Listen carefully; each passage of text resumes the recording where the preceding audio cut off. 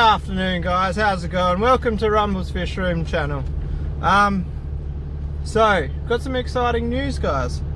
I was meant to be getting a fish tomorrow morning at 8 o'clock in the morning.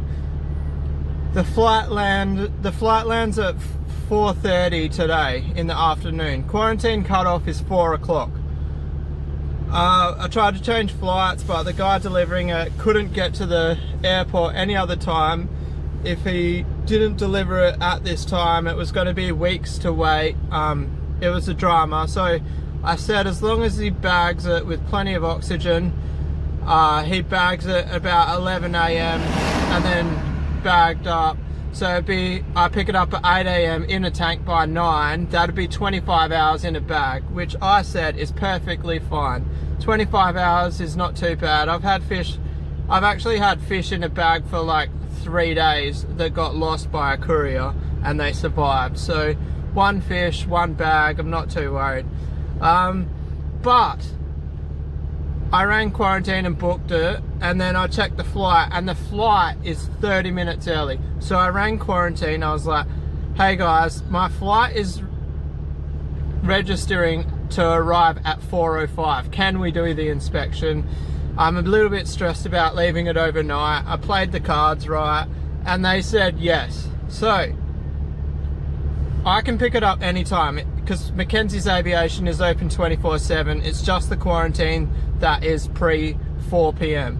So I have to go to the tip. Yes, I'm going to the tip again. Oh, you can't see. I've got one last tip load to do. You may ask, why are you going to the tip so much? Because this thing here, where's the address? Hang on, we don't want to show my address. Alright, so tip pass. See, I've still got 4 left, and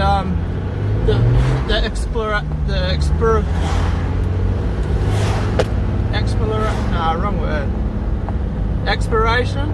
Alright. The date that it expires, because I'm apparently a retard and can't say words.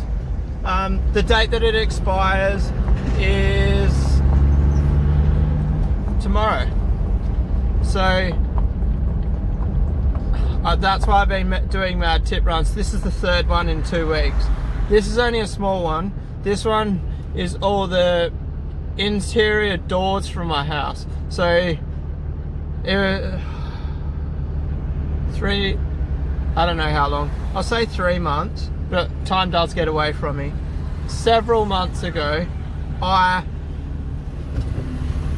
replaced all my doors. Every single one. I don't do it if you don't have to, because it's a shit job, but it was at the point where 3 doors in my house, like the bottoms had fallen out of them. One actually completely fell off the hinges, so there was just like the hinges with a piece of wood, and the door came off completely. There's actually a bit of a funny story to that.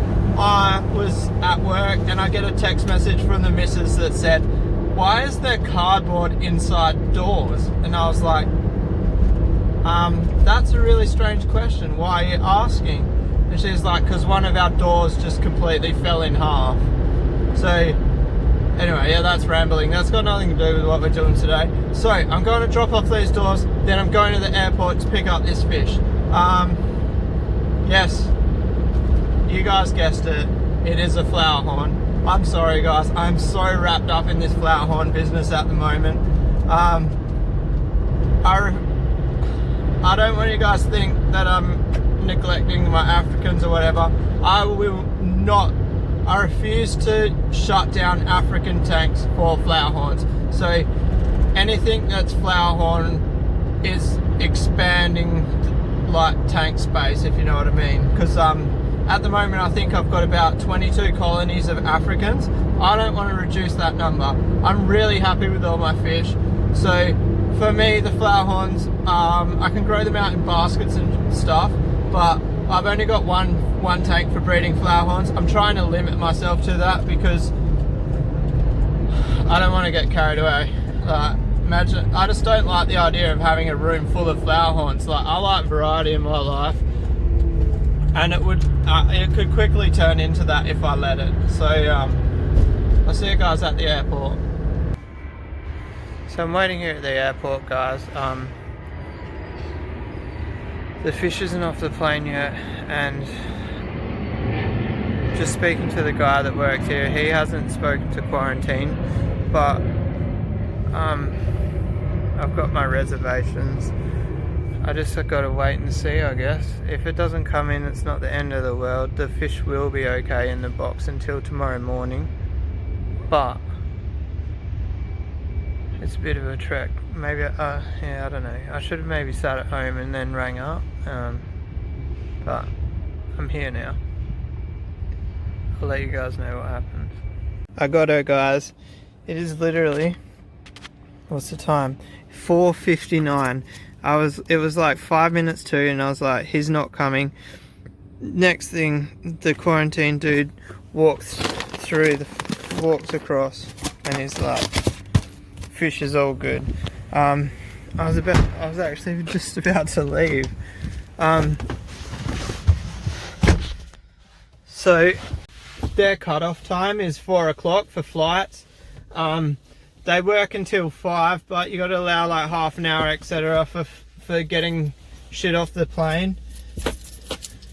The lady that I spoke to said if the flight landed at 4, I could get the fish. And right at the last minute on the radar that I was watching, it changed from 4 o'clock to 11 minutes past 4. So I was already on my way here. I tried ringing the quarantine office. They didn't answer. I'm guessing that's because he was already over at the area where the fish is. And yeah, I was literally walking up to the guy to say, one of the workers to say, oh, he didn't come, hey, so I'll just have to come back in the morning. And as I went to talk to him about that, he was like, it'll be ready in a minute or two. I was like, are you fucking joking? Like, I was ready to go home. Oh, and one other thing, guys, I'm sitting there waiting for this fish, and I can hear, I was like, what the fuck is that noise? I looked down and I got not a snail, a bolt in my tyre. So I don't have a compressor in my car at the moment, so I'm going to a servo right now. I need to find the closest fucking servo because I've actually got the puncture repair kit in my car, so I can fix it, but I need a pump, so I need to find the pump. I'll get back to you guys because I'm getting 600 missed calls, because as far as Brett knows, we didn't get the fish, but we did. Because Brett's who I'm involved with in the breeding these guys. Anyway, I'll get back to you. So going to the tip definitely has its concerns. It's not the first time I've got a puncture at the tip.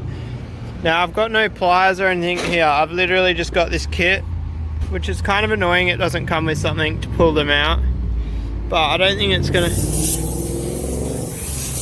gonna be hard to get it out. Alright, so now we've got that out. Alright guys, so I've reamed the hole out with this pokey thing. Got a bit of lube on here. Got my puncture repair piece on there. Now,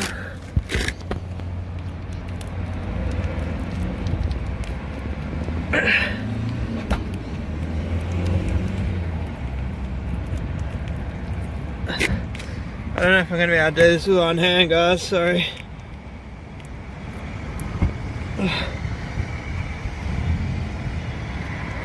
Oh, we're so close. Hang on. There you go.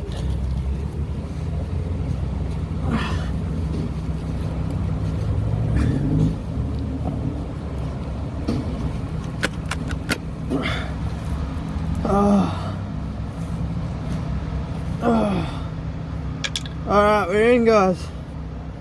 Can you guys see? I think so. Oh, that was hard work. So I've got a little cutter here.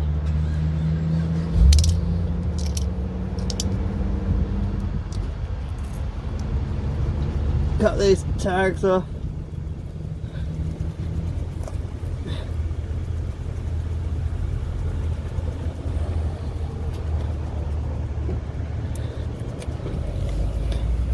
And we're done, guys. Just pump the tire back up.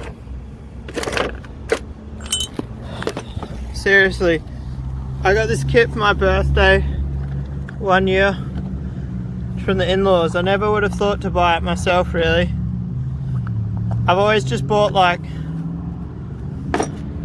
the little packets, like one of, it's only got like a couple of strips in it.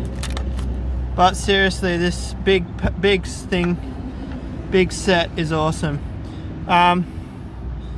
I'll probably just put that in here for now. I'm not leaving it on the fuel station ground.